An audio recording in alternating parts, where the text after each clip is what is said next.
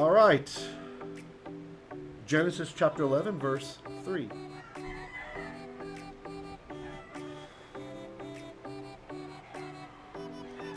Vayomru ish erehu havah labanu levanim v'nisrefa l'isrefa.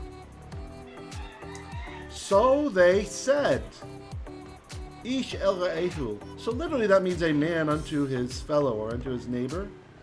Like his friend, it could even mean, a re'ah. But this is idiomatic. It means everyone to one another, right? A person to his fellow or one to one another. What did they say? Havah labanu levanim. Havah, that's the same as in havah nagila, right? Havah nagila, havah, right? So it's the same havah. Let's do it. Come on. Labanu levanim. Let's, literally this says, let's brick bricks. So the word brick has been made into a verb here. Yeah, the liban in the PL, so it's kind of funny. And it's a Cohortative, so there's like a little exclamation point on there if you want to, without getting too much into Hebrew grammar. This guy here, at the end, the hey, some grammarians call it an emphatic hey. And for those of you learning Hebrew who haven't learned to read yet, we have a class starting this Tuesday, by the way, so don't miss it. The class is going to be Tuesday nights at 9:45 p.m. GMT plus 8. So that's Filipino time, Singapore time, etc., which is 8:45 Eastern Standard Time. So New York, Virginia, Florida, those types of areas in the United States, and whatever it is, GMT, London time, whatever that is. So I guess -8, 1:45 p.m. in London and those types of areas. So this might be the last time for a long time that I teach beginners Hebrew, the Bereshit class we call it, because hopefully these students will progress and become Shemot level, intermediate, and then my current Shemot 2 students will be progressing not too far out to be Vayikra class, which would be advanced. And so I'll kind of have my hands full with the advanced and intermediate students of the future. So if you want to study beginner's Hebrew with me, that's starting this Tuesday, and this will probably be the last time I teach it for some time. Could be a couple of years until I do it again, I'm not sure. And part of that is it's much more interesting for me also to teach advanced topics, advanced and intermediate. You know, I feel I can learn from the students too, right? We teach each other. They notice things maybe I missed when we were going through the scripture. But if you're curious about what the future holds, talk to some of our Shemot students. We weekly get into the text, into the Torah portion. We're not just going through grammar books and stuff. This is actually wrestling with the text already at the intermediate level. So anyway, if you haven't learned the Aleph Bet yet, how to read, this week's letter is the letter Hey, which you see I've colored for you here in blue. Right there it is in blue. So, or what is that? Teal? Yeah, it's blue, like a light blue, I guess. So please learn this letter. This letter makes an H sound. Hey, ha. That is our letter of the week. So if you watch the videos, this drosh will have been brought to you by the letter Hey. So when you see that at the end of a verb, sometimes this is what we call the emphatic Hey. So it's like a little exclamation point at the end of the word. And someone asked this week, what does Hey represent? Is it grace? Like a lot of times in the Goyim community, the Goyish community, they say that Hey, the number 5 rather, this is number 5 in Hebrew, that it means grace. But I was thinking about it, but really in Hebrew it means law. It's the law. Like I don't know if you remember a few Torah portions back, the Masorah had a miniature Hey in one of the words. And Rashi interpreted this from the Midrash to mean that by means of the Torah, God created everything. And then we got a bit deeper and we saw that in the Aramaic translations, we were told that by means of his memra, the word, he created those things. And so they were created is what the Hebram is what the original word was. But the Hey was a miniature Hey to draw attention to it. And Rashi enumerates that the Hey, since it's a number 5, it stands for the 5 books of the law, the 5 books of the Torah. So I think it's more fitting if we're talking about a hey, rather than grace, really it's the Torah.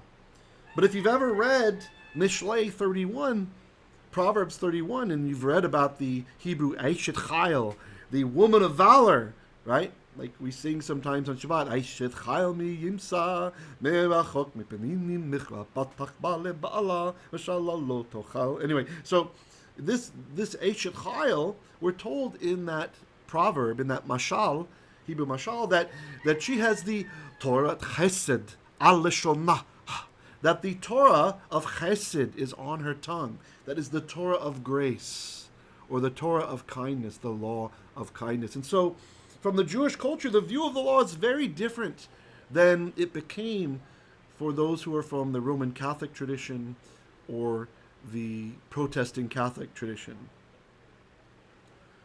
The two are not an ends. The law is not opposed to grace. The law incorporates grace. Adonai, we're told one of his attributes is that he is El Rachamim, he is the merciful God, and he desires to impart grace, or loving kindness, or clan loyalty to those who are members of his family. Continuing on, so let us brick bricks, let's make levanim, bricks.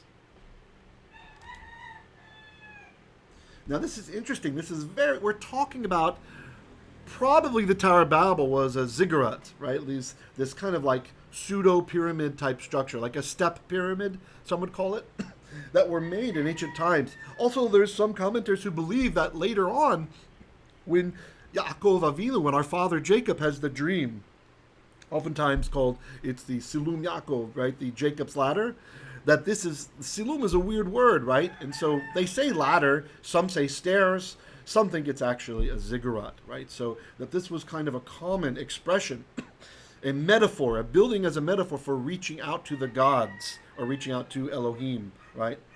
The divine beings, the divine powers. Someone write something in the chat so I know that you're all with me and not just everybody in the kitchen making popcorn or something. So here we have this comment, this is interesting, about the Akkadian language. So the Hebrew expression, literally, to brick a brick, is found again only in Exodus 5:8, right, when we are slaves in Egypt. And it says, and the Akkadian phrase is labanu libittu. So the Hebrew is actually mimicking the building expression that was used in Akkadian by those ancient builders. Very interesting. Or at least later, not pre-Babel, but after the languages get mixed. And we end up with Akkadian. Daniel says, yum, popcorn. All right, let's continue. On this phrase, milbana levanim, Sarna comments, Akkadian building inscriptions, which hail the achievements of the great kings, repeatedly emphasize the making of bricks, levanim. Indeed, the molding of the first brick was regarded as an important rite and was accompanied by elaborate ceremony. So in these architectural digs, they found that many of those kings, they got their name. There'd be a big brick that was more prominent than the others. In Hebrew, we might call this rosh pinah, like the chief stone, right? The most important brick, and it would have the name of the king who built this connection to the gods, right? Connecting to the heavens, to Shemayim. Because for ancient peoples, Shemayim, sky, and heavens, there wasn't necessarily something distinguishing it. Tet says, lavan is brick, but I thought lavan is white. So the vowels are different, right? So lavan, you're right, does mean white. And the words are related, just like we get halvanon, the white place, when we refer to Lebanon, right? Probably because it has mountain peaks that would be covered with snow from time to time. Just like in northern Israel, you sometimes get snow, right? So yeah, you have lots of derivatives. There's even a kind of cheese, lebna, right? Which it's like a white cheese, which is delicious. Anyway, lebna, it also comes from, I don't know how you describe it, kind of like a strong, tart sour cream. No, not even sour cream. Cream cheese, maybe? It's kind of like cream cheese. Yeah, so so you have lots of derivatives. That's a very astute observation, Ted. Thanks for mentioning that. that says that may be where chief cornerstone came from. It's possible, right? It's possible. Yeah, it just occurred to me while talking to you about it now, that king stone was like the most important one, right? And if we're talking about Yeshua HaMashiach being the chief cornerstone, well, that's where the king's name was, right? And we consider him to be our king. He's the king of the Jews, correct? Someone comments to me in private. So please note, if you send a note to the presenter, I will interpret that as private, that you don't want people to know who you are. So this person writes, why do you think nowadays Torah is so much separated from grace? My opinion, get ready. So it's the wicked history from the early church fathers and their anti-Semitism, basically. So you have, if you study the writings of the church fathers, we have kind of a progression towards anti-Semitism that takes place, as you have fewer and fewer Jews that are part of running things, that are included in the decisions. And so, for example, there's even early issues between the Eastern Church, which schedules their Easter holiday to be on Passover, right? They schedule it to be on Passover. There's an understanding that it should coincide with Passover. The Bishop of Rome, who had broken away to start his own thing. He wanted to be the boss and have his own church there. This is the Roman Catholic Church broke away from the Eastern Church. So the Eastern Church is older, and the Roman Catholic Church had their own schism, their own protesting moment, right? And the Bishop of Rome, one of his excuses was, your practices are polluted with Jewish relics from the law. Meaning, for example, the Greek word for quote-unquote Easter is pascha. That's how you say it in Greek. Well, pascha, what is that in Hebrew? Pesach. It's Passover. So the plan in the apostolic writings, in the oldest copies we have in the Greek, the way that they called the Christian holiday of Easter was Passover. You see, this is more added to Passover. It wasn't seen as a separate holiday linguistically. Over time, anti-Semitism pushes away from the law, and then we end up with the Protestant Reformation, where there were some guys in the beginning that were really mensches, right? Really good guys.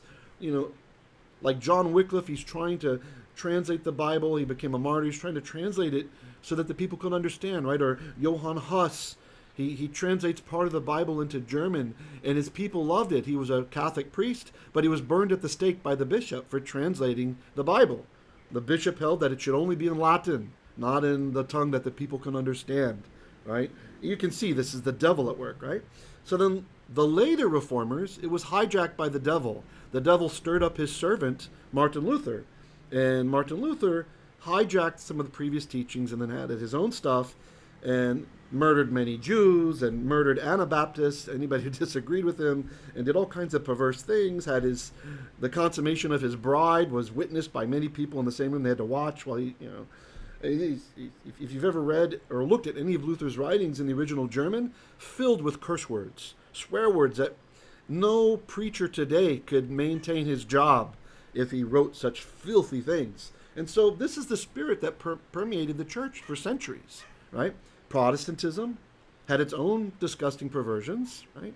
And so did the Roman Catholic Church. So when I'm saying these things, I'm not saying that our brothers who are Protestants today that are, someone asked me this week, one of our members, that they heard some teachers saying that the Protestant churches were satanic churches.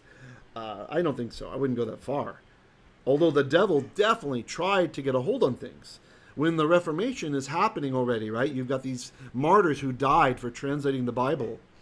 Several decades later, you can kind of imagine the Nachash, the devil. He says, I better get a hold of this thing. Otherwise, people are going to be free, and they're going to learn the truth. And so what's he do?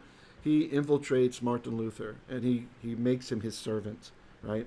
As well as many of the other reformers who had people murdered, burned at the stake, et cetera, et cetera. You're not really, quote unquote, forgiving people, So that's, I hope that's kind of a long-winded answer, but I hope that answers a little bit what happened. So you can understand when there's anti-Semitism in the body, then one of the logical things you will do is you'll pit grace against law, right? In Colossians, there's a verse that I translated for you guys in a drosh sometime back. I think Brother Yehoshua asked about it. And so we put it up in the Greek, and then I explained to you. Many translations, it's talking about the Sabbath and the holidays, and they'll say these are just a shadow of the things to be, like a shadow of Christ. They'll say like something like this, right? Or only a shadow. And I showed you guys that the word just or only is not in the Greek. And it really changes the feeling, doesn't it? So what's happening here is many Protestant translators, maybe they really love God and they're really searching for the truth, but they still have this spiritual baggage of their father, the wicked Martin Luther, Yimach Shemo, right? So they have this guy and his theology and it's been passed down. It's their tradition, which is very funny because oftentimes Jews who believe in the Messiah, or those of you who have joined our culture and who follow the Messiah, are accused of quote unquote legalism, right? But legalism does not mean obeying God's law. Legalism is really about thinking you got some works righteousness coming your way, right? By doing things a certain way. And so they have kind of a reverse legalism by making sure to not do his law, to persecute anyone who does his law, right? Jews who converted to a Protestant denomination are usually very harassed to make sure, at least in the past, there's been kind of a lifting of this in the last couple of decades with the resurgence of Messianic Judaism, and people are more accepting and understanding. So there's some reforming that's happening in the Protestant circles. But so I think it's wrong to say that those are satanic churches. That's kind of crazy talk. But to say that the devil has been involved at their start, at the get-go, that's totally accurate.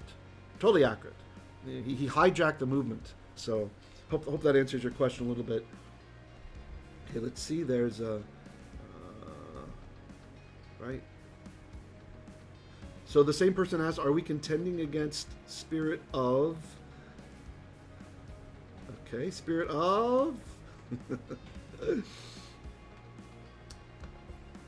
Well, I would just say that, I think I know what you're asking. So I would just say that our brothers and sisters who are in various Protestant movements, I view them, there's this halakhic principle, there's a rabbinical principle of, for example, if a Jew is raised by liberal Jews, if he's raised by secular parents who don't care about the Torah, then there's a different judgment for that person than someone who's raised religiously and knows better than to eat pork, for example, or do something against God, right? So the concept is called kidnapped since birth, right? And the sages, they apply it also metaphorically to various individuals.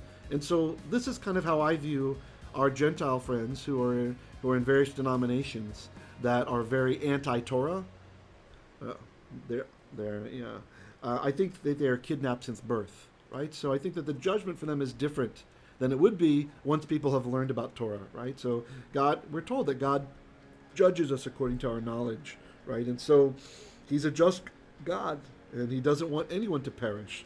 So I think that's really what's happening. So when we share Torah with them, we have to, it's best to be understanding and sympathetic that their eyes have been covered, right?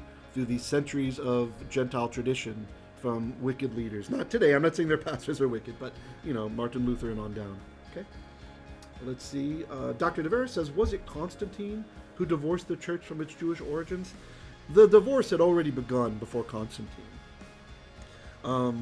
It had already begun. And it happens on two sides. So Judaism is partly responsible as well, right? So the Gentiles trying to convert more Jews to Christianity caused a backlash in Judaism, right? So the Gentiles were more familiar with Greek, and so they like to use the Septuagint, which is a Jewish translation, but it's Greek.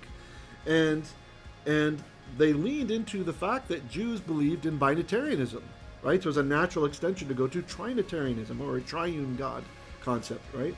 And so what happens is the flavor of Judaism that survives from the destruction of the temple pushes hard on Hebrew and Aramaic only, right? So they stopped using the Septuagint soon after, right? Because this was something Gentiles knew, right? And so they stopped using it.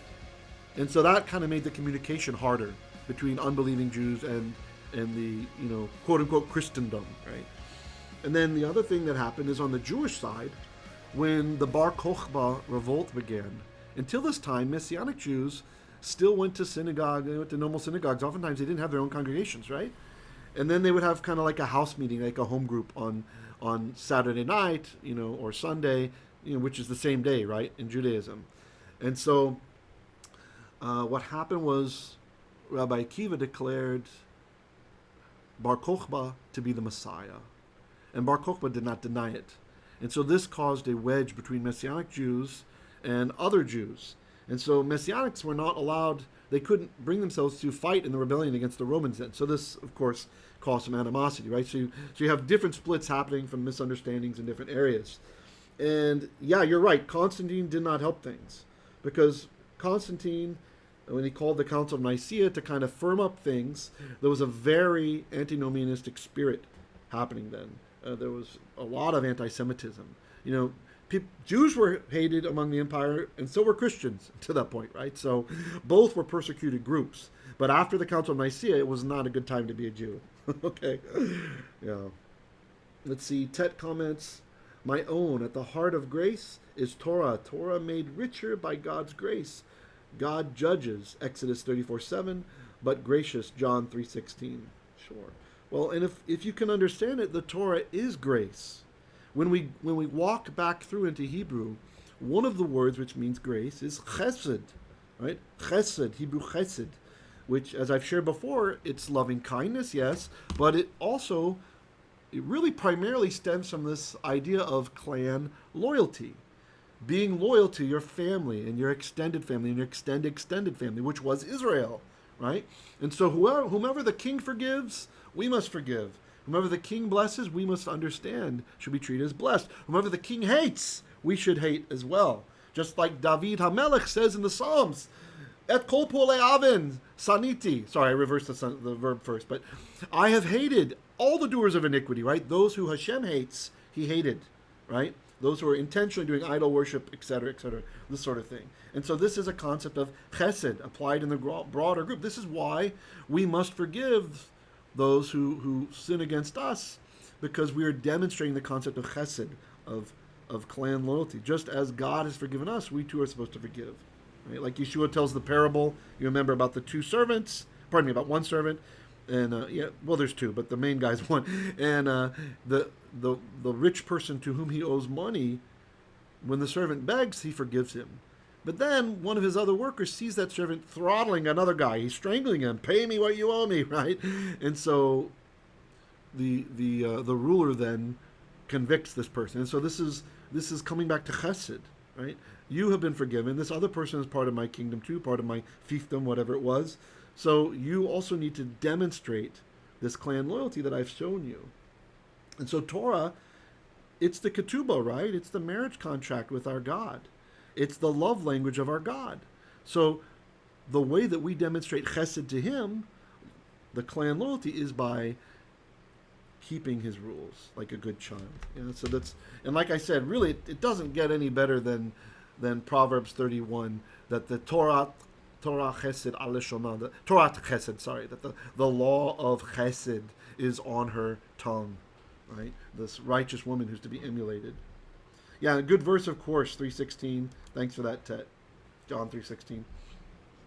Okay, so let's continue on here. Then they said, "V'nisrafa l'sreifa," and let us fire with fire. Let us burn with fire. Again, we have this. See the hay at the end, right? We have here, kind of it's like an exclamation point. Let's do it. The technical term is the cohortative, right? But you can think of it like an exclamation point. Let's do this thing. Let's do it. Okay. Let's burn. Let us burn l'sreifa with fire. Vayehi lahem halevena the oven. So this is very interesting. It says, and it will become or be for them the bricks. And this is an obscure use of lamed, so sorry for the Hebrew students, like Evan, like stone. Right? And what's interesting is, in Mesopotamia, there was not, broader Mesopotamia rather than Israel. In Israel, we have lots of stones, right? Like you see the Jerusalem stone, right? This kind of whitish or off-whitish color that even in the States, they import the Jerusalem stone. and sometimes houses are built out of it or whatever. All over in Jerusalem, that's what's used, right? Because there was a nearby quarry that has a lot of this kind of stone. But in many of the places in Mesopotamia, they did not have the sheer quantity of stone or the right kind of stone for building. So archaeologists have learned that what was common instead was to cook bricks in a kiln. And in so doing, they would make a brick that was both strong and waterproof. And so the biblical account is very accurate here. It's correct. It's what happened in those areas. And certainly that's the same area where Babylon is, so it makes sense that they would be doing this. So they're going to cook the bricks, and they will become for them the brick like Evan, like a stone.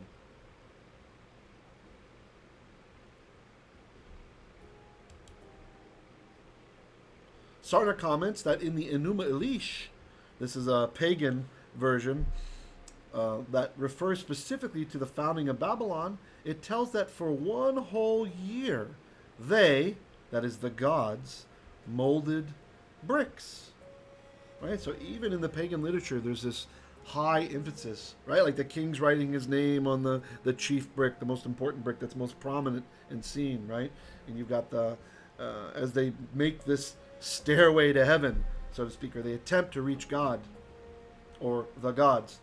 Here we have a Hebrew wordplay. Haya lahem lachomer. Okay, so and the asphalt or the bitumen. Here, let's pull up the definition of this word. Became or was for them like chomer. Chomer is a raw material on the ground that's used for building, like a building material, kind of like mortar, or a material for making vessels, like sea vessels. Right? So you see it's the same consonants, chemar and chomer, but they're different words, but it sounds pleasing in the Hebrew. V'hachemar haya lachem lachomer. Right? Can you hear it?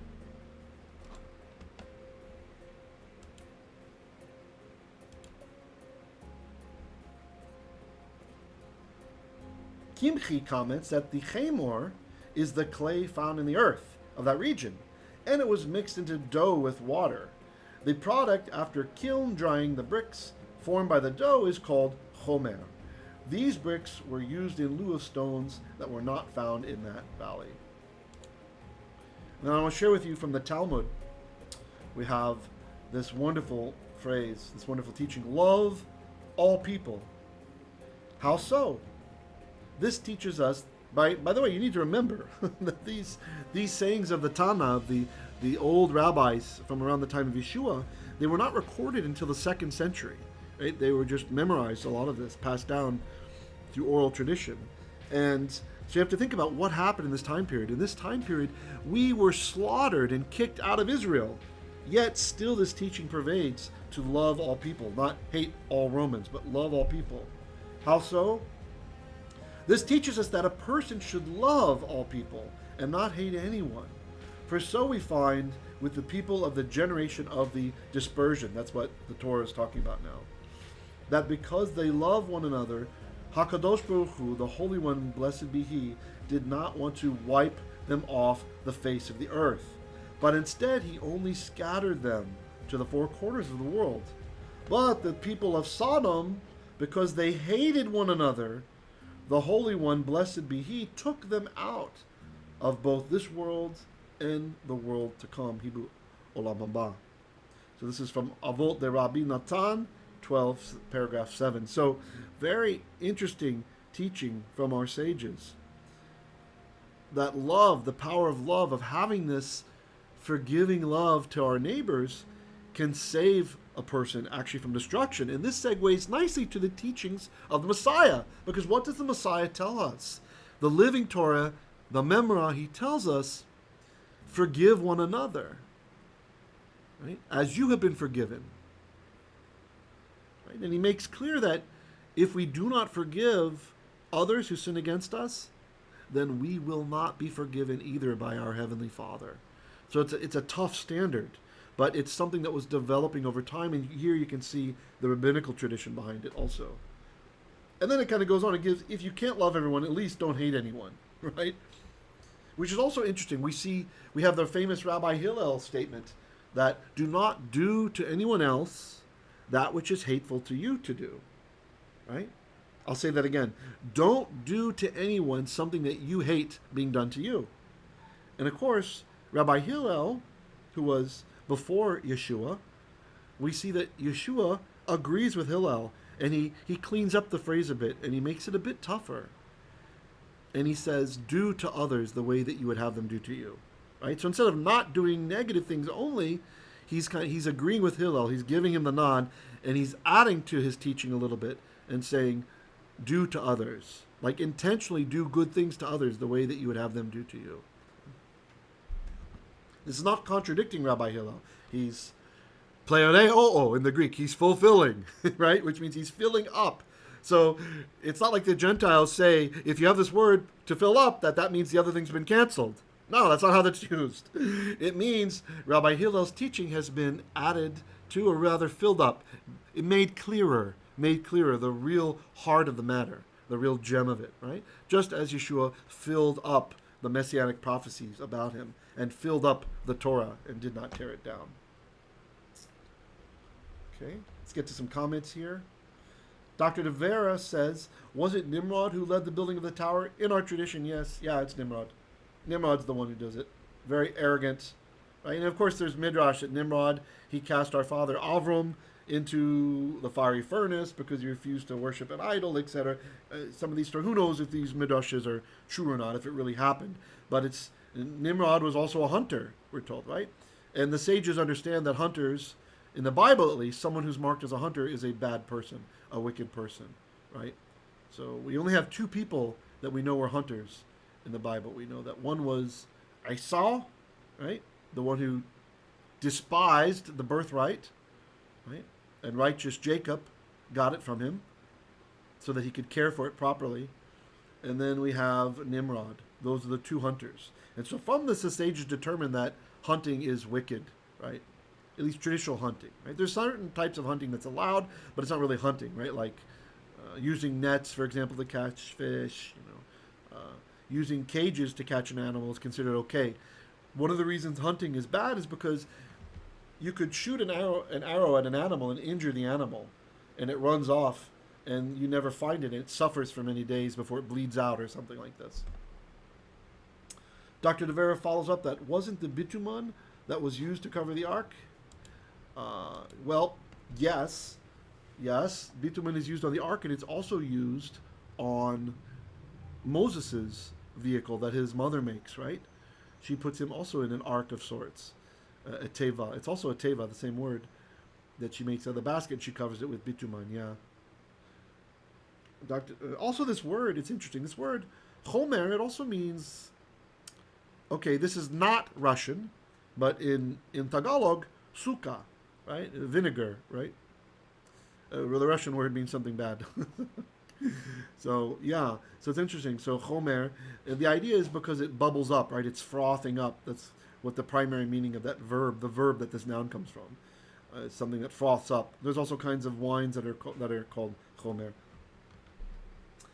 Dr. Vera continues, above all, keep fervent in your love for one another because love covers a multitude of sins. First Kepha 4 verse 8, very nice. Yeah, very nice. Yeah, it's true. And we have also this covering up and this, the kofer to cover up. There's a lot of allusions to the chomer as an attempt to blot out what God sees in our sins. Daniel says they started shooting arrows into heaven from the top of the tower in the book of Yashar. Oh, very interesting. Thanks for sharing that. Yeah, so the Midrash, Sefer HaYashar, the book of Jasher, some call it, Daniel sharing that they went to the top of the tower and they began shooting arrows up into the heaven. Very filthy imagery, if you think about it. Yehoshua is laughing because he understands Russian. All right.